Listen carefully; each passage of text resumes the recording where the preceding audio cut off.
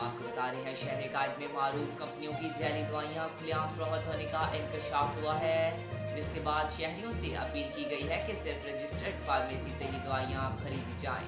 तफसीलात के मुताबिक मिलावट वाली खुराक, जैली नोट और कई दीगर जेल साजियाँ करने वाले समाजी दुश्मन अनासिर इस हद तक गिर गए हैं कि अब उन्होंने बीमारियों में मुब्तला मरीजों को भी हज़फ बना लिया है। रकम की लालच में वो इंसानी जिंदगियों से खेल रहे हैं। कराची में मारूफ कंपनी की जैली दवाइयाँ खुलेआम फरोख्त होने का इंकशाफ हुआ है। ड्रग इंस्पेक्टर्स ने मुख्तलिफ मकामात पर छापों के दौरान कई दवाइयाँ तहवील में ले ली हैं। जब्त की गई दवाइयाँ ड्रग टेस्टिंग लेबॉर्ट्री में तज्जिए के बाद जैली करार पाई हैं। दूसरी जानिब फार्मास्यूटिकल कंपनियों ने इन दवाइयों से लातलकी का इजहार कर दिया है।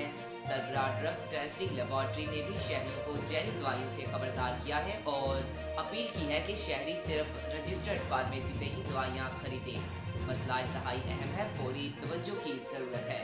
इस हवाले से चेयरमैन PPMA तौकीरुल हक ने निजी चैनल के प्रोग्राम में गुफ्तगू करते हुए कहा कि जैली दवाइयों के खिलाफ कार्रवाई में हुकूमत के साथ हैं।